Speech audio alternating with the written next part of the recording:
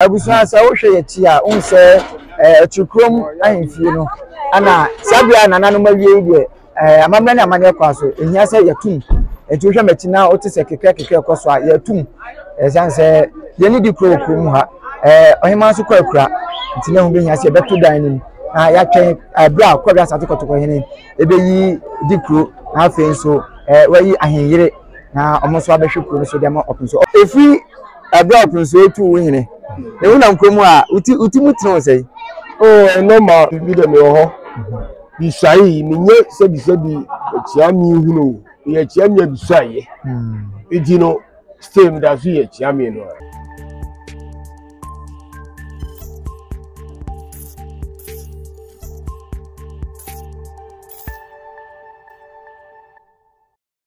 Zico Plus Enterprise Minkancho said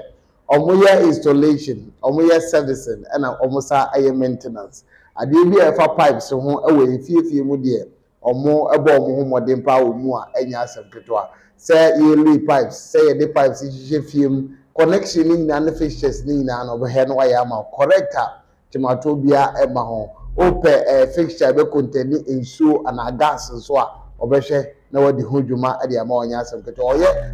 toilet seat no obehwe no wasiesie ni kama no ye fefefe e de ama se de open ni bia no obeye no correct de ama wa wani je ebewi opeye oye bath tubes oye washing hand basin toilet seat ohwe eye ne kama enya asam keto afese so open water heater o fia obehwe aye ne kama e de ama wo enya no kwan so open washing machine eno so ohwe eye ho adwuma osa maintain ni kama e de ma wo after oye installation of jacuzzi mo amope jacuzzi o mfie no adon so oye ne kama siesie ne fefefe e de ma design a ope na obeye e de ama ota aye water treatment o efie na nsu a wo use no nsu no ene aye basabasa o mpe de se ne nsu na esitie no a obe treat ne kama de ama wa nsu do beti bia ya de aboa ama odwumadie so atumi akoso oye biodigester eno na ya na dodo na fa nso o flash ya na hye omode na omoye ne papam quality na omoye de ama nya de oya na nsa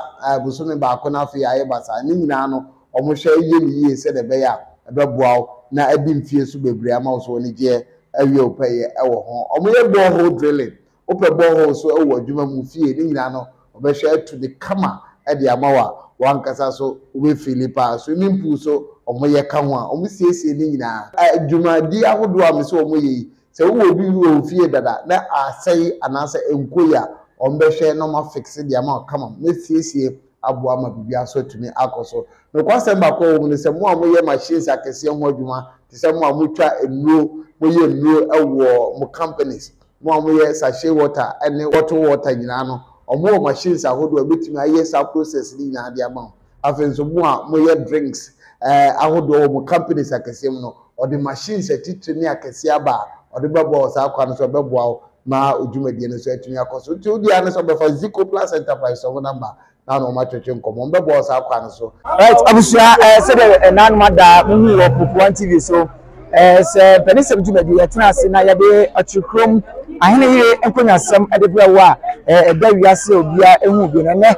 na progress atukotoko hene tufo se twa ebio otikrai ko ni bla ni maso otu na chia mi mienu na ditum ana afensu na nantwi ana afensu na asofo hene ne mpanifo a ewokuo mu ase omomehwe na mamre ni amane kwa so yenye na nakwakutia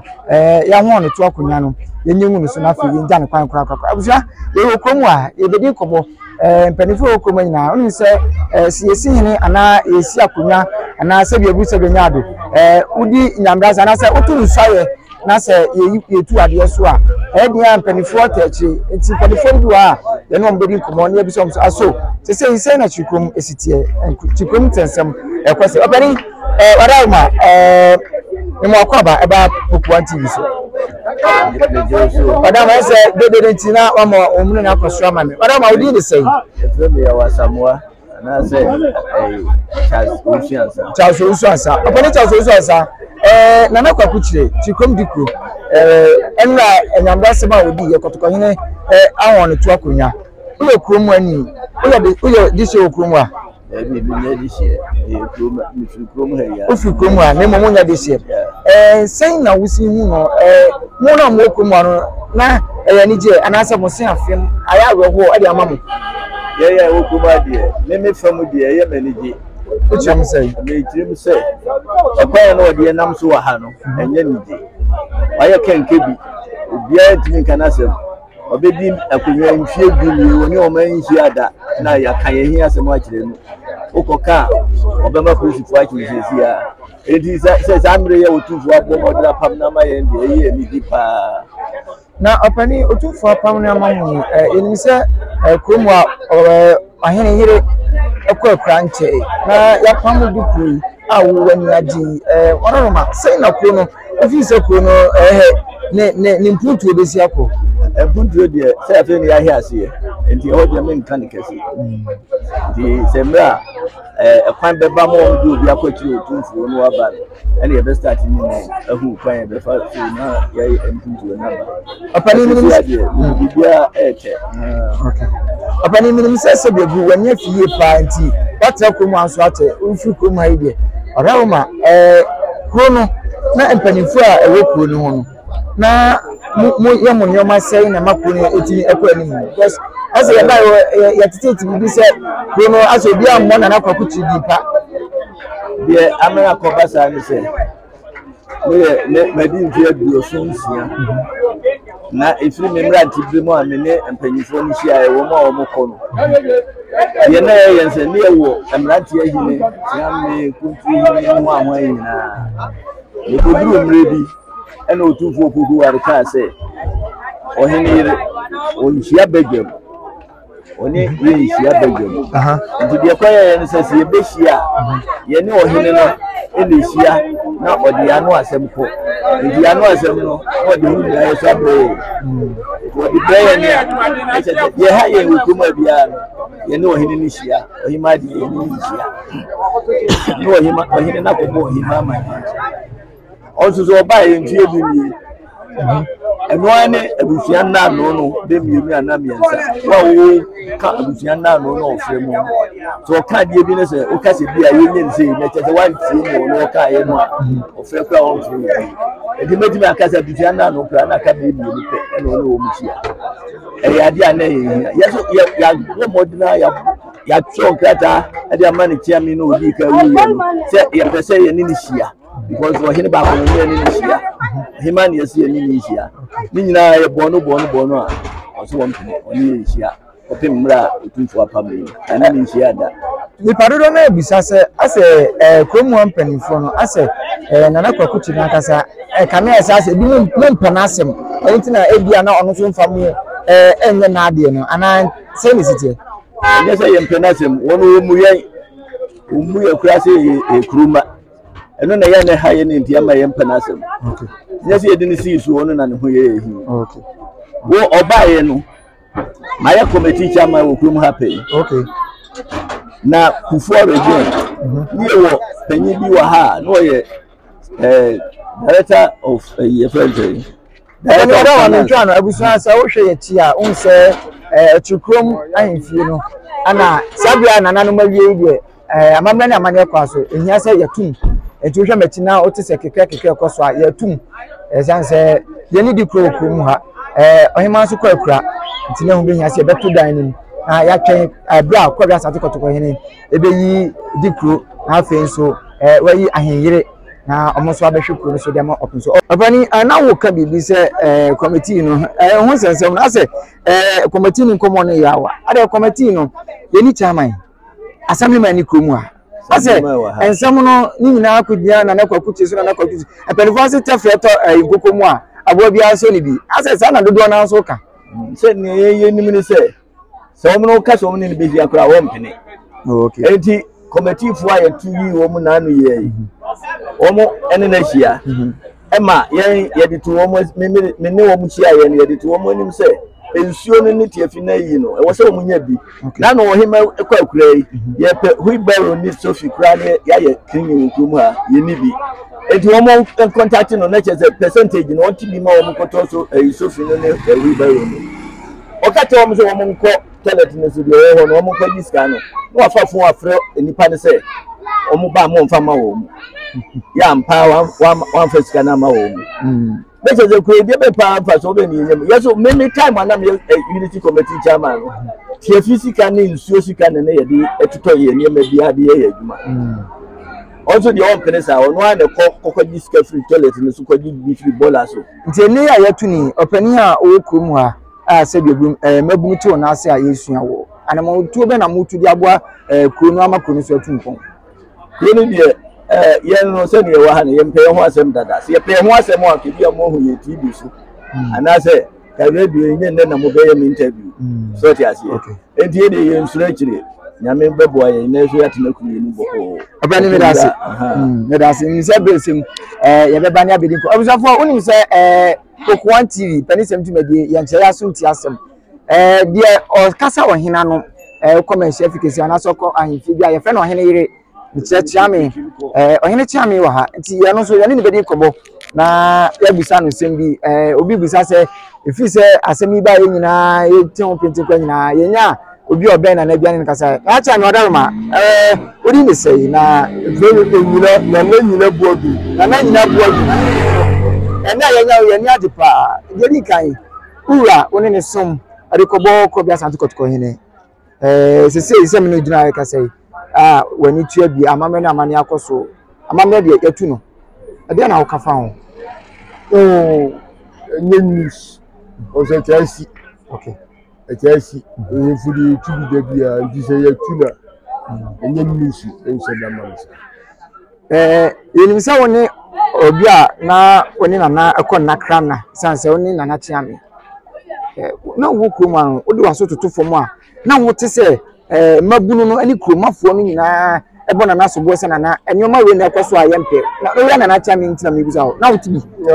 bibisa ankoso wan tibi da demonstration di won so anya demonstration as at say utin na bibisa akoso ya no de na man say that tibi because that committee for no ban ho different things na only committee for no dey egin of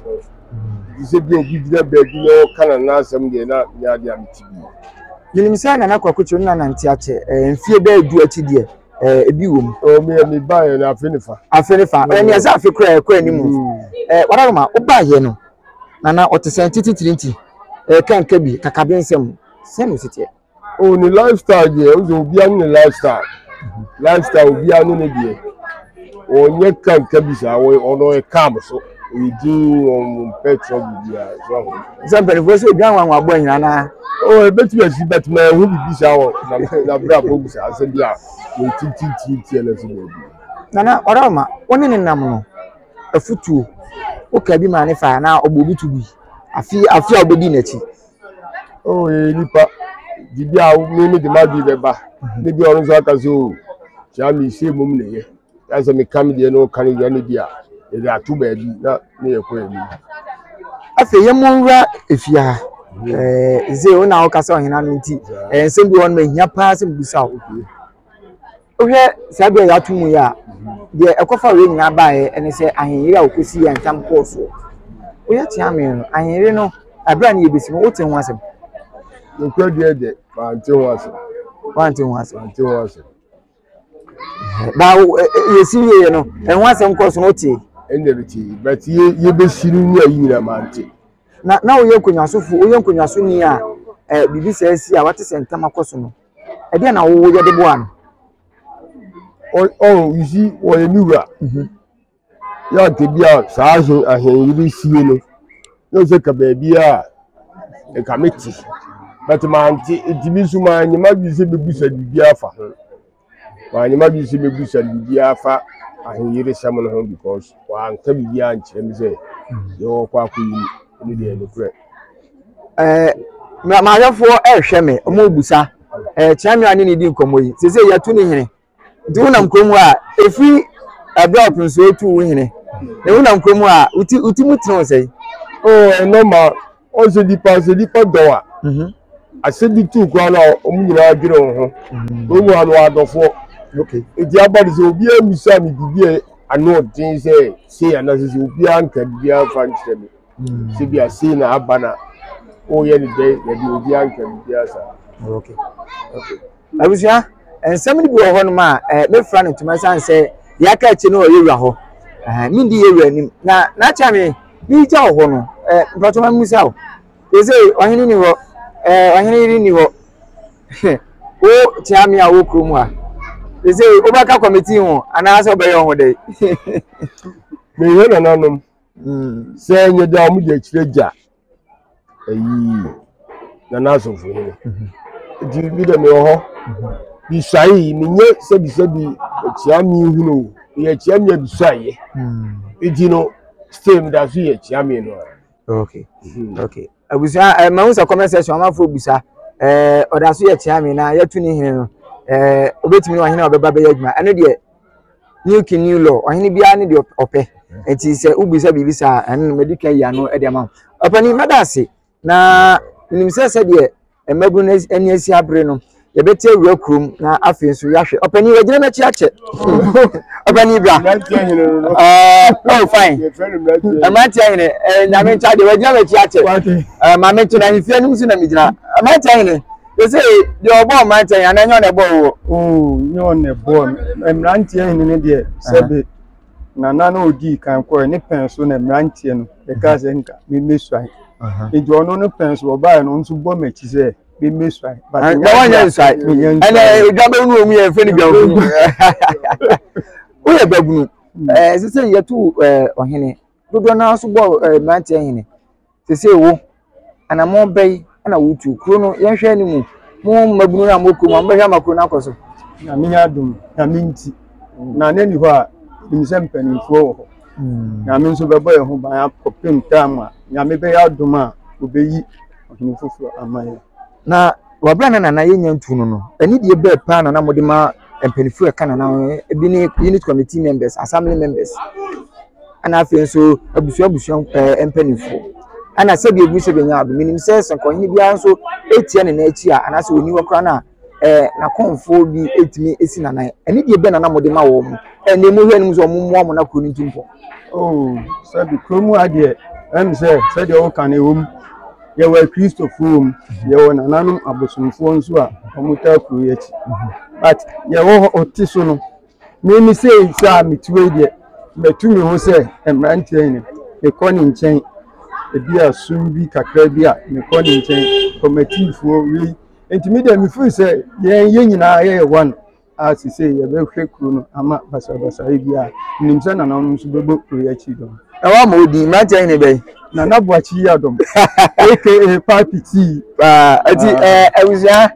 said egusu a edi komo no yo komo a ye hwe na ya ni nipa ba ko mienu miensa bi atwetwe komo na ekona abusua a de asem ko pie na asa ma hene nim okoka ntam no ye no mo bedi komo na ya hye sesei ya topu nim eche ye de wa asem na na kwakuchire kotoko hene ahon na kunya ye yin na asem paboa na abusuafo ni bi wa ha opani warama ya tuna na kwakuchire yetu no ope ana say eniji aba da bi eniji ma na odi se kunya firi ni sa omoni age menini say munam kromu ha say na kromu ha asetena na akeka no esitie ese wo ebusu ani ona ma se no ona ma no edi na ho se odi se kunya firi ni sa unti mo ni nti awe ho na ni bi na ewu ma edi ho abudu a mo ga betu ni bi adada na ni enim se mo ya but asemisi ye bisuani de mamusa wanya akonya na na kwakuchira kasa the emna no omukwa nfi na nko mi kwa aduma ndi ba na beti se na esi okay dino ho abubu ante ndi na mteche so bisi o nfi wa ma ya tupun ni se mbe jina hobi ambe hedi ko so ampa so ya tun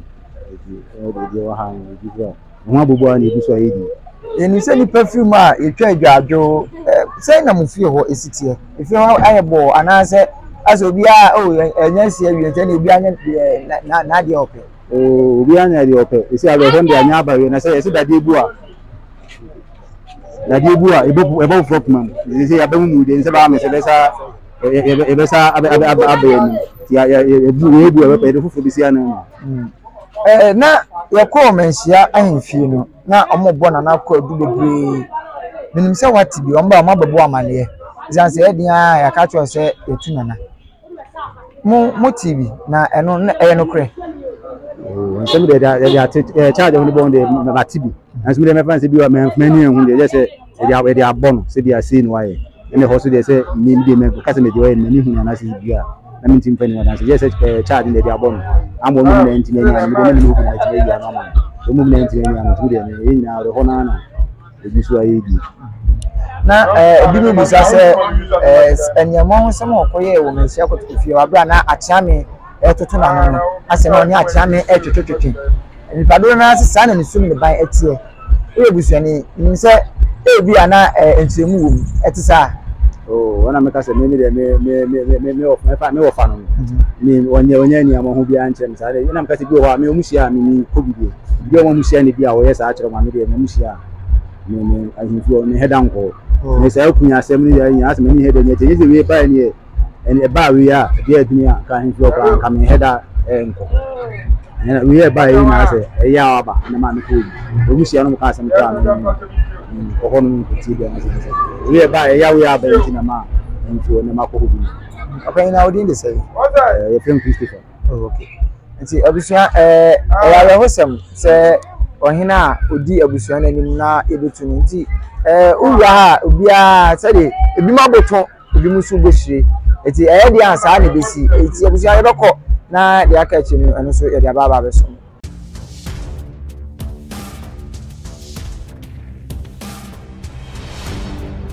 Boku One TV.